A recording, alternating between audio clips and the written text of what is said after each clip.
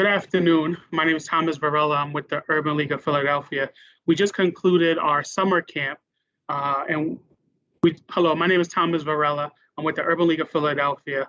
We just concluded our summer camp, and we want to take a few minutes to talk with some of the instructors who were instrumental in providing STEM coding instruction and STEM awareness to our summer camp students. We appreciate the opportunity to work with EPAM for this in this role. And we have some employees of EPAM who dedicated their time to teach our students. So I want to turn it over to you all to each introduce yourself. Tell us a little bit about who you are, your role at the company, and then we'll have some questions that we will ask. Okay. So hi Thomas. Thanks for the introduction. My name is Prankul Agarwal. I'm working with EPAM as a senior business analyst, and my day-to-day job is working with the clients, gathering requirements, helping our development team to understand those requirements and implement those, and making beautiful products out of it. Hi Thomas. Thank you for the introduction. My name is Bubakar Jallo. My role in EPAM is as a software engineer, and as Franco says, we are the developers behind the scenes. So all the requirements that are brought to us, we are the one who does the engineering behind the scenes, and then to be able to create those products for the clients. Hi, my name is Asif Khan. I work as a senior software testing engineer. So my job is to make sure that the requirements is like the product is being built according to the requirements and is actually addressing the customer needs. Great. So tell us a little bit about why you were interested in participating in teaching our students coding. What caught your attention to say, I wanted to be involved with this? So frankly, in the beginning, I wasn't aware that this would be such a tremendous opportunity to help Urban League. When I get to know, I couldn't stop myself to enroll into the class as an instructor. This is my first experience teaching kids through EPAM. So I was nervous as well as excited about this opportunity. I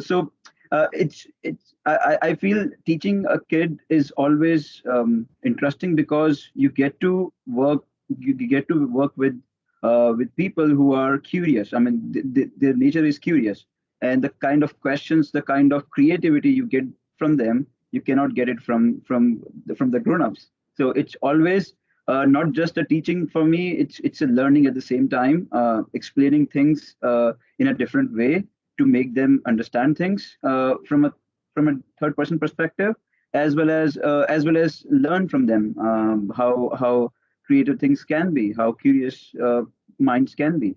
So it's an honor to be an instructor for the kids. Okay. For me, in my case, like I've always had the chance to mentor people younger than me, even before I joined my company. This started since long ago, like before in my high school and then in my university level. So I feel like kids have a lot of potential, and then they can grow up to be way better, and then they can also build our futures for us. So this program giving us the chance to work with underprivileged kids, was an opportunity. I was not let it go. So yeah, I really ventured into it. I gave my best to make sure that these kids have all the required tools, and so that they can aspire to become professionals like us in the future. Yeah, so it's been a great opportunity to join like Urban League as well as EPAM's eKids program, where you kind of share our knowledge with the kids and kind of give back to the society so they can give a bigger aspect of how technology works, at the same time be inspired to become a software engineer or business analyst or testing engineer in future. Great. Thank you. And of course, we definitely appreciate the opportunity to have you join us and EPAM supporting our students. Was curious, obviously, we're in this COVID world. How was the experience teaching virtually? I know for the students, it must have been pretty interesting, but for you as instructors, how was it having to teach a course where you couldn't necessarily, you could see them, but you weren't in there, you couldn't necessarily maybe feel their essence in the moment? Did you feel it was a little bit challenging, or did you welcome that opportunity because of the opportunity to share this information virtually in this current climate. So, uh, good thing about this whole situation is that we were already prepared for this. EPAM, by its DNA, is prepared to deliver solutions to their clients in a global delivery team model. So we have people around the world, in Europe, in Russia, in India, in Australia, in everywhere, all across, in Mexico, in US, at different locations. So we are already used to that. There were some initial challenges because kids were not accustomed to this model of virtual teaching, but somehow we worked together with the kids, with their patience, with their help. We were able to teach them through video conferencing, and I believe I can vouch that it's a wonderful experience now, and I'm sure that in future we can take many more classes like this for kids across the globe. Yeah, the pandemic have truly made us resilient, in terms of virtually doing every stuff because as you can see, most of us are already working remote. So we have been already dealing with these virtual meetings, virtual activities. So with time, we grew to know the issues that we face during these meetings or during these virtual trainings, and then we kind of like have like built solutions or ways to be able to mitigate the situation so that it works for both sides. So when we started the program initially, the first day, we were all in the same class. It was a bit challenging. So from then we kind of like devised a way like to be able to, deliver the highest quality that we can, at the same time being able to interact with our students. So the way we are doing it is that we are using Zoom for the teaching and stuff, but we are also using our own MS Teams to be able to interact with what the students are doing, and then also being able to answer their question. So it's still a learning curve. Like there's no perfect scenario for this, but we can say that we did as much as we could, and then we hope that the children received as much as they can. Yeah, I just want to add one more thing with my colleagues is that we also kind of, met together every week to kind of like, plan our lessons so that, when we initially started our course, like we didn't know what level the students are and kind of, getting the idea of what they would like get or what they will not get. So we kind of, met every Friday to kind of plan the lesson for the next week so that the student will be aligned with, both classes as we split up into two. So it will be easier for us to kind of shuffle between one class to another, as like three of us were just rotating in between these classes. Great. And we can imagine from the students' perspective, they just spent the past year dealing with virtual classroom. So one could assume that they may be exhausted to spend their time over the summer still doing virtual coursework. But I do believe that the students were receptive to the training because of its effectiveness and also because it's the future, right? And I think that's something that we want our students to know, that I think COVID has helped everyone realize that hybrid learning or hybrid kind of work structure may be here for the long term. So we need to prepare our students to understand that dynamic and be prepared to be efficient in this new world. So we appreciate the flexibility that you were able to provide in terms of offering instruction in a virtual format, which for you all, as you indicated, may be the norm, but for our students and being able to ensure that they were receptive to that information was key.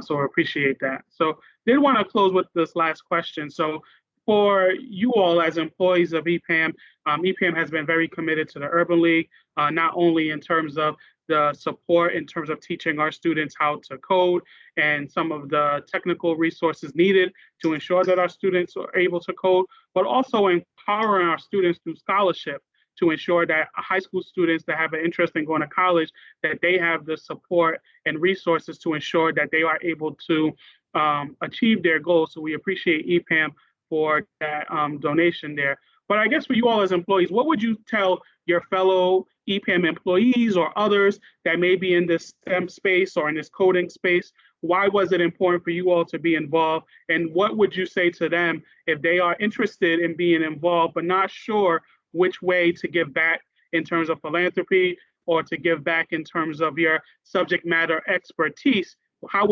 would you share with them in terms of your experience and why it's important for them to do the same?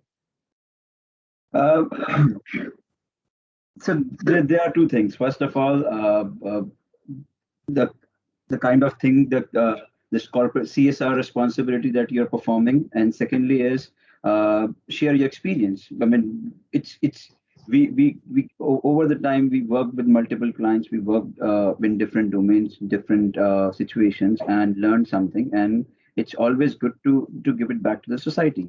And I think that's the least we can do, right? It's easy to say that I know things, I know this thing or that thing, but if you're not sharing, you don't doesn't care for the society. So you should start caring, and you should start sharing your knowledge. And at the same time, when you see, so when you teach the kids, and you see them evolve over time and utilize those skills and take those skills into the action when they go for college, picking up the university degrees, or going for the work, it you will you will feel proud that you made a difference in those kids' life. And I think this is the, they have to start somewhere, and this is the best place to start with. Yeah, adding to what my colleague said is that all of us, it's not that we have that free time to be able to do this all the time, right? So we are also having our own main projects we are working on, and these are billable times for us. So actually, it doesn't come to the sense of it being a extracurricular activity where you just have to do it to gain some points. I think it all falls onto the passion of the individual, right? So I will say that now, if my fellow employee is passionate to give back, or is passionate to teach children, or is passionate to do any other activity, let him just try to fit that in his schedule and then do something about it. Because the job can be stressful sometimes, and then doing things that you are passionate about, helps you cope with the situations that you are going through at those moments. Yeah, I want to add something is that as technology is advancing every day, our, kids that are going to high school or in college, it's really like very beneficial for them to kind of learn the new technologies and kind of get that idea about how things works around us. As we see in COVID, it changed a lot of aspect of business. Like we are doing it virtually, why you would have like meet in person. So things are moving rapidly in every dimension in technology. So this gives us an opportunity to get them an idea about how things works, at least that they could have like get something from us. And at the same time, as my colleagues mentioned, is that giving back to the society is always great feeling that okay, maybe one day these kids would grow up and kind of join EPAM, as a technology, as a software engineer, as a business analyst, to kind of tap into that STEM. Great, great. And we appreciate you all taking time out your schedule to support our students and give them some of your knowledge and expertise on the subject matter. For our students, many of them, coding and STEM is the first time they're being exposed to these subjects. So you all being able to share your insight and knowledge was definitely beneficial. And then also too, when we think about just giving back and we think about the synergy in terms of the work that we do at the Urban League to ensure that we're uplifting communities and giving them equality of opportunity to allow them to maximize their potential, whatever they may be. So for some of them, this may be something that they do on the side in terms of STEM and coding, because as we know with social media and TikTok and things like that, they are using technology for social endeavors. But for some, you all may have been the spark to encourage them to now think about STEM as a career and think about coding as a career. And I think that's what's really critical when we think about all of us as a global ecosystem. How do we ensure that we're uplifting the next generation and that we're creating a society that's much more advanced technologically, but also more advanced socially in terms of embracing cultures, embracing differences, and being able to be part of this global ecosystem. So on behalf of the Urban League, once again, I want to thank all of you all for giving your time to support our students. We want to thank EPAM for your continued support. We look forward to continuing to strengthen this relationship to ensure that we are all doing our part to ensure that the most marginalized have the opportunity for economic empowerment and the opportunity to achieve their goals, whatever they may be. So want to say thank you once again for your time and your subject matter expertise, and we look forward to staying in touch. Yeah, thank you for. Thanks, Thomas. Same here. No problem. Thank you very much. Thank you. Bye-bye.